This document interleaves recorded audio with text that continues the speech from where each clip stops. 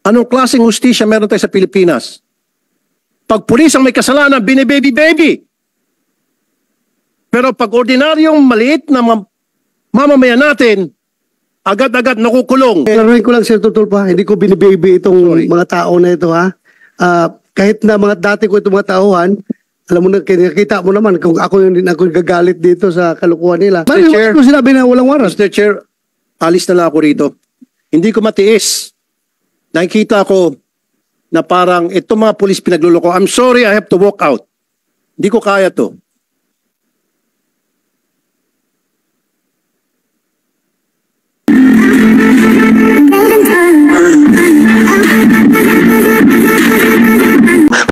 Ito nga po masakit eh. Ito mga kababayan natin na maliliit, kung sino pa po yung biktima, pinasok na yung bahay na wala sa tama, walang dalang warrant. Mali yung bahay na pinasok, kung talagang merong talaga silang hinahabol. Of course, papalag yung may-ari ng bahay, yung pa yung kinulong. Ang masaklap, ulitin ko ulit dito, nung yung anak susundan yung tatay niya sa presinto para kumustahin, pati yung anak ikinulong. Anong klaseng hustisya meron dito? Nang bugbog pa. Sabi ko nga, kayong tatlo, nagawa nyo yon sa bahay ng Camilon family sapagkat sila'y mahirap. Kung ginawa nyo yun sa bahay ni General Bato de la Rosa, now Senator Bato de la Rosa, baka may kalalagyan kayo. I promise you, hindi nyo kayang gawin yon sa bahay ng mga mayayaman. Hindi nyo kayang gawin yon sa mga taga Forbes Park. Or maski na sa mga wala sa village na mga bahay na mayayaman. Hindi nyo kayang gawin yon. Look at me while I'm talking to you, please. Ikaw, just look at me. Huwag ka matakot, hindi kita kakainin, hindi ako kumakain ng tao. Ang tapang-tapang mo, pag pobreng kaharap mo, pero pag sa akin, hindi ka makatingin. Duwag ka pala. Napakaduwag mo. Ang kaya mo lang mga pobre. Titigan mo pa siguro hanggang sa matulak, pero pag kaharap mo ako, takot ka. Bagbuntot mo. Subukan nyo gawin yun sa mga bahay ng mga mayaman. Hindi. Baka naratat na kayo. Nagagawa nyo yun sapagkat alam nyo walang kalaban-laban mga yan. And I have witnesses na dati nyo nang ginagawa pala yan. At kinukonsinti kayo na inyong chief of police. Pinasibak ko, ibinalik. Anong klaseng hustisya meron tayo sa Pilipinas? Pag pulis ang may kasalanan, binibaby-baby. Pero pag ordinaryong maliit na mamamayan natin, agad-agad nakukulong. Pag minalas-malas, sinasalvage pa. O matatagpuan na ng patay at nagbigti kuno. Bakit ganito ang hustisya sa atin? Pag pulis, nagtatakipan, nakakalusot. Pag pobreng kababayan natin, nakukulong agad. Yung mga karapatan, tablado. Nabubugbog pa. Ngayon, nasibak nga itong si Chief of Police dahil sa mga lapses na binanggit ko, ibinalik. Siguro, Mr. Chair, patawag natin si Chief PNP sa next hearing kung pwede, Mr. Chair. Yes, we will do that, Senator Tulfo. Well, andito yung nagbalik, yung Provincial Director. Can we hear from you, Provincial Director? Bakit yung binalik? Sir, good afternoon. Naibalik namin, sir, based doon sa appreciation namin doon sa investigation that yung participation niya lang is yung sa radio interview na sinabi niya nga na nakabonet. So, with that, sir, yung appreciation namin, wala naman siyang kinalaman doon sa nangyari doon sa ground, kundi yung lang ang interview. So, ibinilik namin, sir. Yun lang yung recommendation namin, sir. And it was approved by the regional director, sir. Then, pwede ba natin patawag regional director? Alam niyo ibig sabihin ng command responsibility, ano po? You understand that, right? Yes, sir.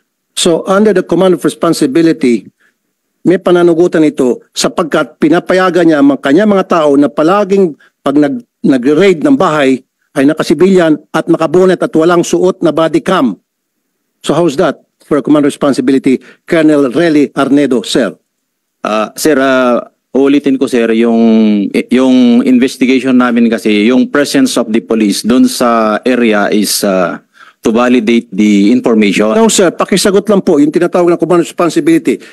Yung estilo ng kanya mga bata under his command, these three people, these three policemen, kapag nagsiserve ng warrant, nakasibilyan, nakabonet, nakachinelas. Your Honor, Senator Tulfo, hindi pa pala ito nakapag-oath. COMSEC, please administer the oath. Yes, sir. Sir, Before we continue. kindly stand up, please. Please raise your right hand. Do you swear to tell the truth, the whole truth, and nothing but the truth in this investigation, sir? Thank you, sir. Please take your seat. Colonel, ulitin ko. Mga pulis ninyo, nag-raid ng bahay, nakasibilyan, nakabonet, walang body cam. May lapses doon. Ngayon, sino ang boss nila? Sino ang superior nila? Of course, the chief of police, sir. Exactly.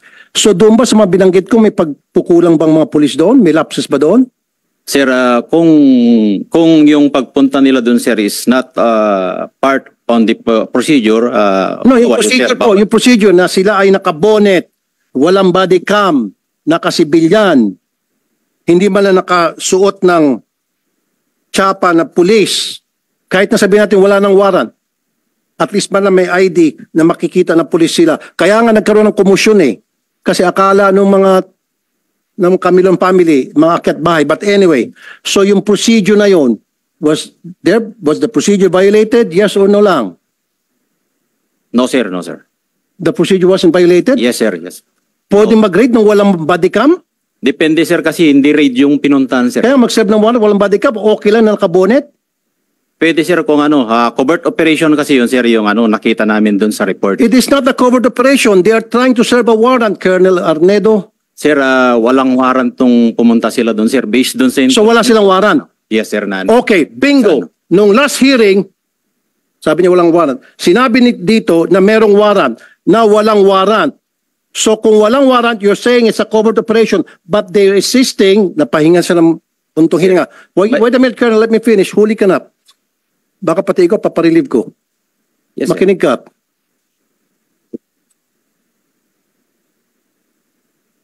Sabi mo, walang warrant. Nung last hearing, merong warrant. Makinig ka. No, Colonel. Ulitin ko, for the end time. Ngayon, lumabas sa bibig mo. Huli ka, Balbon, sabi pa nga naman netizen. Sabi mo, walang warrant because it was a covert operation. Ang sabi nila di sa hearing, kung matatanda mo, Chief Senator Bato, may dala silang warrant and they were serving that warrant. In fact, wala silang search warrant pero meron, wag ka muna sumagot. Sir, sir. Wala silang warrant Wala, sir. dahil merong tipster. That's why they don't need the search warrant anymore. The warrant will suffice because andito pa nga dito si Attorney Bernardo, because at that time, merong witness or asset na nagsasabi nandyan sa loob ang kanilang hinahanap na suspect na isa-serve nila ng warrant. Do you remember that, Attorney? Kaya nga nagkaroon tayo ng konting discussion between search warrant and warrant of arrest. Yes, Sabi nila there's a warrant of arrest but no search warrant is needed because merong nga witness na nagsasabing nandoon yung suspect. Opo, Your Honor. Narinig ko po na sinabi ng mga taong ito na nagsaserve sila ng warrant of arrest.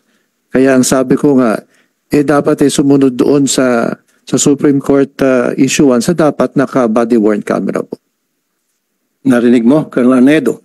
Ngayon, galing sa bibig mo, walang warrant at covert operation. Hindi kayo tumutugma-tugma. Dito may kita, Mr. Chair, na napakasinungaling kasama na si PD, Chief of Police at itong tatlong alipores nila. You see, Colonel, you're a bad example of the PNP. Your Honor, Senator Tulfo, klaruhin mo natin. Yes. May warrant o wala? Sir, may warrant, sir. Pero Oh. yung sinasabi ko, sir, nagbabalidate nga doon sa ano, sir, yung chip intel, walang dalang ano doon, pero nagbabalidate nga. Pero But meron there's a existing warrant yung subject. Mayroon, sir. Hindi lang nila bit-bit yung warrant. Yes, sir. Yun ang ibig kong sabihin, sir, na hindi lang nabit-bit yung warrant because they are validating chip intel po yung nandun, sir. Klaruhin natin, covered ng warrant yung Yes, subject sir. na hinahanap nila. Yes, sir. Hindi lang nila bit-bit yung papel. Yes, sir. Oh, klaruhin mo Then, pag... walang warrant, dapat di kayo pumasok. Sir, actually, sir, hindi sila pumasok, sir. Sorry, Hindi sila pumasok. sorry po, Chief. Doon pa lang nagkaroon inconsistencies. I'm sorry, Chief. Yes. Parang nabibaby to eh. The way I look at it. Parang nabibaby na naman to eh. Nakakawala na naman to eh. Huli ko na sana to eh. Nakakawala na ulit. Sinabi mo walang warrant. Sinabi na nga mismo ni Attorney Bernardo, sabi ng mga polis mo meron. Tapos ngayon sinasabi mo wala. Sinabi ng mga polis mo nandito, dala nila yung warrant. They were there, here. Dala nila yung warrant. Ngayon sinabi mo walang warrant, pero nung baby ka, sabi mo, Klaruhin ko lang, Sir Tulfo, hindi ko binibaby itong mga tao na ito, ha? Kahit na mga dati ko itong mga tauhan, alam mo na, nakita mo naman kung ako yung gagalit dito sa kalukuhan nila. Ako lang, I'm just trying to explain na kami sa PNP, kapag nag-operate kami, lalong-lalo na pagkilala yung mga operatives, number one, we allow them to use bonnet para hindi sila makilala. Pero yun nga, pag i-serve na yung warrant, dapat mayroong uniform personnel na kasama. Pero yung presensya lang doon para mag-confirm kung andyan o wala yung subject, wala mong problema kahit na nakahubad sila dyan, nakatsinilas. Kasi that's part of the intelligence operations na ginagawa ng police. Pero kailangan, pag-serve nila, dapat may kasama na silang police na uniformado. kasi yes. my line of questioning will lead to the fact that these people are lying dahil sa kanilang pagsinungaling, meron tayong biktima na nakulong. Biniktima pa for the second time. Kasi nga po, Mr. Chair, yun yung gusto kong matumbok dito na yung Camilon family, they were victims. Pumasok sila, mali yung procedure na ginamit nila. Hindi Camilon, Vicente. Sorry. Vicente. Sorry, itong Vicente family, excuse me. Maling procedure. Kahit na sino ba naman, Mr. Chair, nakabonet, may pumasok na mga tao, of course, papalag, magkakaroon ng tulakan. And based of that, ginamit ng mga pulis na ito para kasuhan sila ng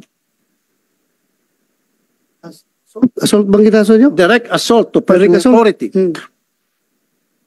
Biniktima mo na nga, winalanghiya mo na yung karapatan nila, pagkatapos kakasuhan mo pa, nakulong po sila, Mr. Chair. Bakit? Pagkatapos makulong si tatay, si anak, susundan, natural, Mr. Chair, kahit na ikaw, susundan mo saan yung tatay ko, nakulong ba talaga, totoo ba nasa loob ng kulungan. Pagdating po doon sa presinto, pati itong si anak, kinunong. And of course, magsisinungaling to, sabi nila hindi. Kaya nga, doon pumasok yung gusto ko sana, Mr. Chair, ipalay detector test sila kung sino nagsabi nito to. Ito ba ang grupong ito o yung grupong doon sa complaint natin? Pumayag sila, pareho. Nag-lie detector, umatas to, itong mga pulis na ito, nag-go ahead itong mga complainant and they passed. Kaya nga, klaruhin natin na as far as this committee is concerned, and as far as public opinion is concerned, talo na kayo. Kayong mga pulis na umatras. Kahit na, yes, we understand that. It is your constitutional right na umayaw dyan sa lie detector test. Karapatan nyo yan kung ayaw nyo. Pero we are talking here about public opinion. Talo na kayo. Pati sa committee na ito. Mas naniniwala ang committee dito sa proven true lie detector test na hindi nagsinungaling. Kasi pinag-usapan natin last hearing was your word against their word. So, para to establish kung sino nagsasabi na totoo, sinachallenge namin kayo ng lie detector test. Ngayon, kumasa sila. Kumasa. Kayo, kumasa. But later on, umatras. Hindi namin kini-question yan. That's your constitutional right. But, as far as this committee is concerned, nakikita talaga namin, hindi naman kami, kahit kayo, pulis kayo, if you were in our shoes, kung kayo ang membro, chairman ng committee na ito, sino pa paniwalaan nyo? Yung nag-volunteer ng lie detector test? Pumasa? O ito nag-volunteer tapos umatras? Alam nyo, masyadong mahalaga yung word of honor pagdating sa Pilipino. Pag sinabi mong, yes sir, magpa-lie detector test ako, tapos later on, atras ka, malaking bagay yan. So sa ngayon, as far as this committee is concerned, ito, impression of this committee favors the accused talaga. Ito mga pumasa sa lie detector test. Kayo, dadalawang isip kami sa inyo, maniniwala dahil nga, umatras kayo. So, yun lang kasimple. Kaya dapat, huwag kayong padalos-dalos. Huwag kayong padalos-dalos sa ginagawa ninyo. Hindi maganda yung ginawa nyo na pumayag kayo tapos umatras. Again, as I've said, it is your constitutional right. Hindi namin kayo pwedeng pilitin. Pero, sino ngayon ang talo? Kung totoo sinasabi ninyo. Kahit na sabihin nyo, totoo yung sinasabi nyo ngayon, talo na kayo. From the start. Dahil nga, umayaw kayo, umatras kayo. Sa lie detector test. Ito ngayon sila. Halimbawa, granting lang, very remote possibility na nagsinungaling sila. Pero, pumasa sila sa lie detector test. Granting lang ha, granting na nagsinungaling sila. Hindi ko sinasabing nagsinungaling sila. Pumasa sila, hindi sila umatras. Kanino maniwala ang tao ngayon? Diba? Sa kanila. Proven sila na hindi nagsinungaling. Dahil wala silang rason na umatras. Kasi alam na, nagsasabi sila ng totoo. So ngayon, ano na ngayon ang tingin nyo sa sarili niyo kapag ganun? Yeah, go ahead. Mr. Chair, I think it's not a question of public opinion. I think it's a question of these people doesn't have respect dito po sa Senado. I'm just citing public opinion kasi lahat tayo naman. Opo. Marami nagsusubaybay dito Mr. sa Chair, ating hearing. I agree with you. The legal aspect is beside that. Kasi issue. Mr. Chair, kung matatandaan mo, in fact, we waited for several minutes, almost half an hour or so, na binigyan natin sila ng pagkakataon makausap yung counsel, yung lawyer. Nag-usap-usap sila dyan banda. Hindi natin sila pinilit, Mr. Chair. Walang pumilit sa kanila. Silang kusa nagsabi, yes. Inulit mo pa ata yun, if I'm not mistaken. Are you sure, sigurado ka, etc., etc. Maging si Senator Tolentino, if my memory serves me right, ganun din. Walang pumilit, and they said yes. And then yung kabila, Vicente family said yes. Now, pagtalikod dito, they said no. Para sa akin, panloloko yun. Pambabastos yun sa Senado. Kasi kung ayaw naman talaga nila, alam nila na atlas sila later on, sana dito pa lang, nag-no na sila. Hindi naman sila pinipilit eh. They know in their hearts, they know that, Mr. Chair, na paglabas dito Senado, magno-no sila. Alam na nila yun. Kailan dito, sa harap natin at sa harap ng publiko, pinalabas nila na sila ay mag-iya sapagkat wala silang tinatago. Yun yung point ko do, Mr. Chair. And now, Mr. Chair, may I request next time yung RD siguro, patawag natin, or maybe yung si Chief PNP, if we can request, or si yung administration ng PNP, yung hierarchy, para nakakasama na loob kasi, Mr. Chair, makikita po ng mga biktima at makikita po ng mga iba pang biktima nila in the past, mamaya magpapakita kong video na meron pa sila ibang biktima. At kumbaga, parang gumawa ng kalokohan mga ito, nakalusot na naman, at nakulong pa yung mga katulad namin mahirap. Yes, we will do that in the proper time. Buti pa, Mr. Chair, yung mga ibang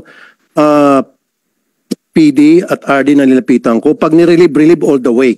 Marami na po ako naparelieve na mga chief of police, na I went to the PD and RD, na-relieve all the way. Ito, nirelieve and then binabalik din at nagbigay lang ng rason na para sa akin, very shallow, flimsy yung reason.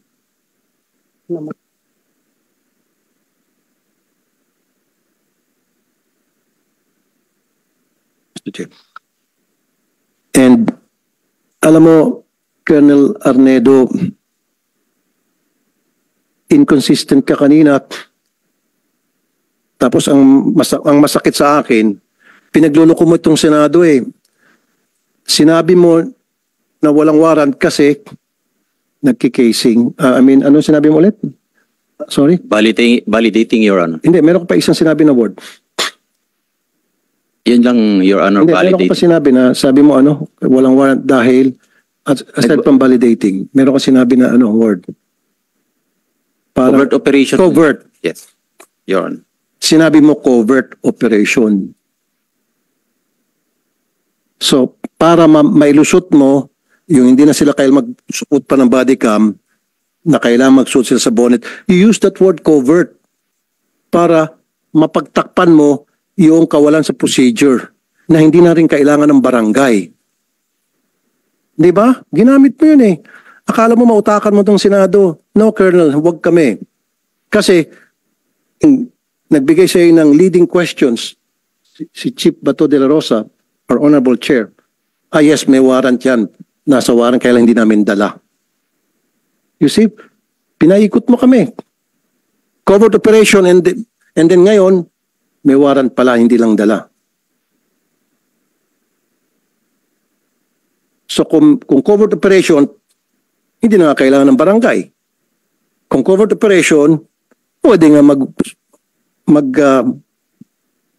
bonnet, tama? Kung covert operation, maski wala nang body cam. Pero tatanungin ko si Attorney Bernardo, for the sake of argument, covert operation, Attorney Bernardo ng NAPOLCOM, kailan ba mag-bonnet, body cam? Hindi. Your Honor po, kung tutukuyin ko yung sinabi po nila, kung sila ay merong covert operation or validation, this is a planned activity. Kaya dapat dala nila yung warrant of arrest.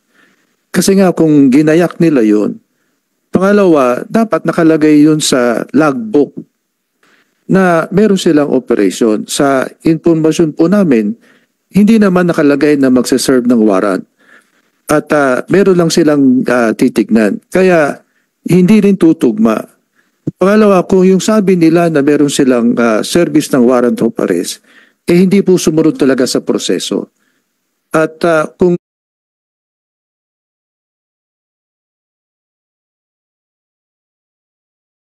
titignan po natin, doon sa nabanggit nyo pong command responsibility, kung merong ganong infraction, dapat nagkaroon na ng proseso na aalamin saan sila nagkulang at ano ang nangyari.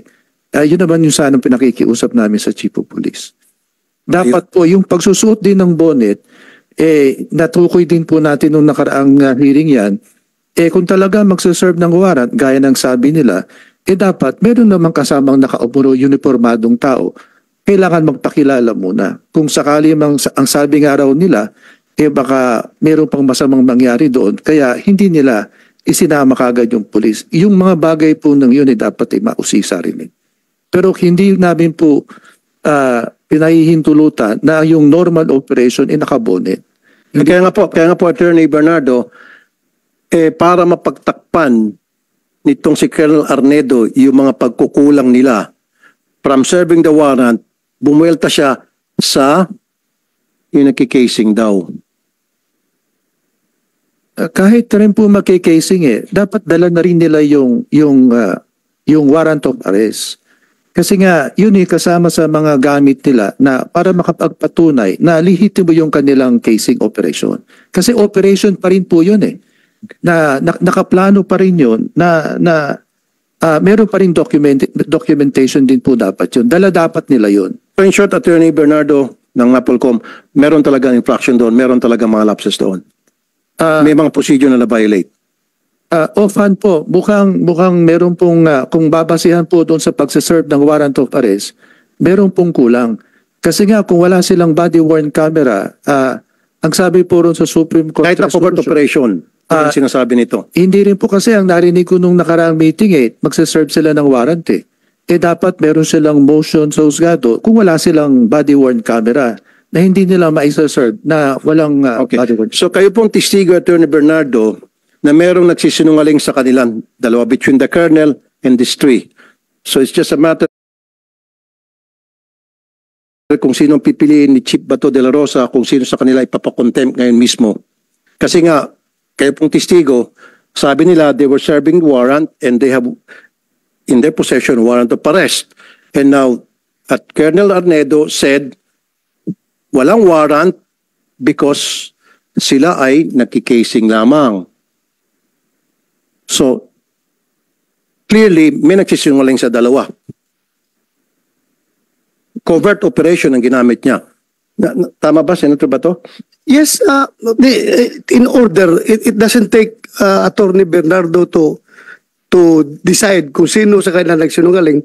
It's better na pakinggan natin kung sino talaga nagsinungaling sa kanila. Kasi, Chairman, Mr. Chairman, yun na, very clear na dito, established na rito na nung last hearing, we were all here, at sinabi nila, they were serving warrant. Remember? At meron siya hawak na warrant. Sinabi nila. Hindi na sinabi na may hawak silang warrant, ha? They were serving warrant. Ang sinabi nila dito. Nagsabi ba kayo na hawak niyo warrant? May dala kayong warrant? No, they said they were serving warrant. Nag-serve kayo ng warrant, di ba? Operation? Yes, Your Honor, magsaserve po kami nun. Pero hindi, Ano isi-serve niyo kung wala kayong dalang warrant? with due respect, Your Honor, lahat po yun ay documented. Pag-alis namin, actually po planned operation dahil po pinlano po namin yun, naka-logbook po yun, naka-blatter. At So, naka-blatter, nalalakad kayo, mag-serve kayo ng warrant? Yes, Your Honor. Saan Your yung Honor, blatter? Saan yung blatter na yan? Okay, Mr. part Chair. po yun sa mga sinabit Okay, namin na ayan na naman, Mr. Chair. Palagi nadudulas, magsaserve sila ng warrant. At again, kumukontra naman sinasabi ni Colonel Arnedo, yung kanilang PD, na walang warrant dahil sila ay nagkikasing lamang. Again, hindi na naman tumutugma. Ang daming hindi pagtutugma-tugma. Covert operation, hindi, hayaan mo siya magsalita. Let him speak. Do not stop him. Isa ka pa. See, sandali, hindi, I'm not talking to you, sir, Colonel po. You see? Sinabi niya, they were serving the warrant, which means they have the warrant in possession, because if you're serving the warrant, then you must have that paper. Yes, dapat. Kaya nga, di ba? Simple English. They were serving the warrant. So, merong hawak sila. So, saan ang warrant nyo at that time? Bakit hindi kayo nagdala ng warrant? According to your dala po ng warrant officer ko, Your Honor. Ako po yung sinasabi lang hindi may dala, pero yung warrant officer ko po ay meters lang po ang layo sa akin. Sinong warrant officer nyo at that time?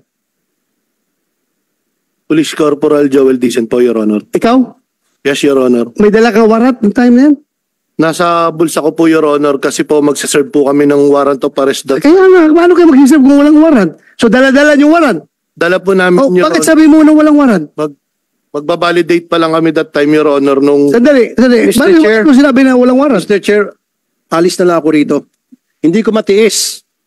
Nakikita ko na parang itong mga pulis pinagluloko. I'm sorry, I have to walk out. Hindi ko kaya to.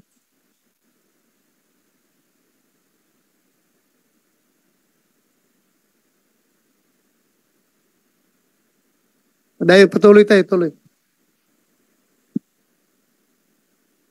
Sabi mo walang warrant. Sir, based dun sa report, sir, pagbabalidate nga sila, ang warrant of arrest is nasa warrant officer, sir, which is not part of the validating team. Yung nga, dapat pinintindi nyo kasi ni Tortolpo nang may hawak ng warrant, yung warrant officer. Ay, sir. Sila, intelligence officer, nagsusurveillance sila kung nandoon yung subject. Di ba? Yes, sir. Kasi pag-serve ng warrant, siya na magsiserve ng warrant. Yes, Your Honor. Naintindihan ko kayo.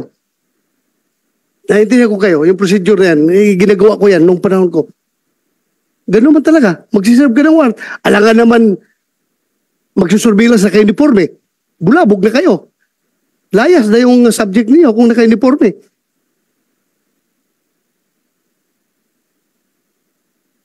Mahirap yung ako. The worst thing na sabihin sa akin, binibibaby ko kayo, ay hindi ko matanggap-tanggap yan.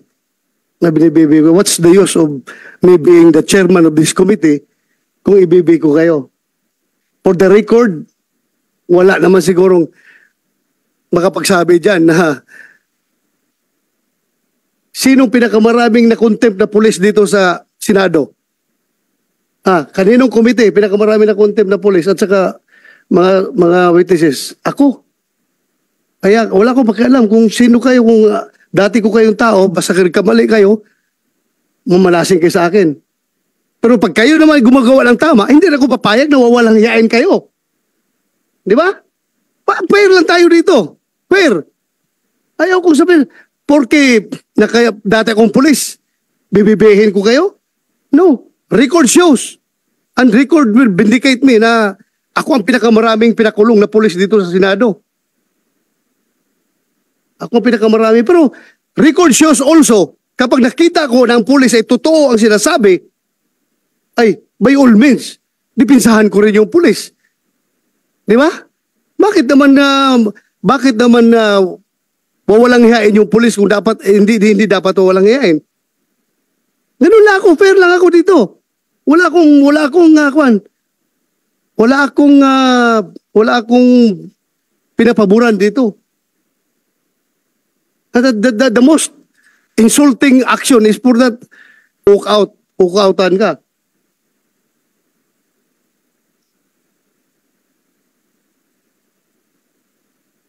Anyway, that's his prerogative. Kung ayaw na niyang makinig sa hearing, kanya na yan. Ako lang man. I am trying to be fair here. Wala akong bias dito. Kahit na sabihin nyo, dati akong chief PNP, ang dami ng pulis minala sa akin. Ako lang, fair lang ako. Ayaw ko lang rin na masyadong kinakawawa yung pulis na dapat hindi naman kakawawain. Respetuhin lang rin natin dahil kung ano yung right ng mga complainant na civilian, ganun din ang right ng mga pulis. Fair lang tayo. Yun lang sa akin. Ayaw kong ma-accuse ako na binibaby ko kayo. Never in my pagiging chief PNP o mayroon na magsalita dito. Everything is recorded. If you know me, you will realize, para sa inyo nakakilala sa akin, if you know me, you will really know me. Hindi ko lang matanggap-tanggap for the record na kayo ay pinagmumura dito. Ayaw na ayaw ko mumurahin yung taong naka-uniforme, mumurahin, wawalang hiyain. Yan ang hindi ko matanggap-tanggap. Kung dapat kayo murahin, doon sa labas. Huwag dito sa hearing.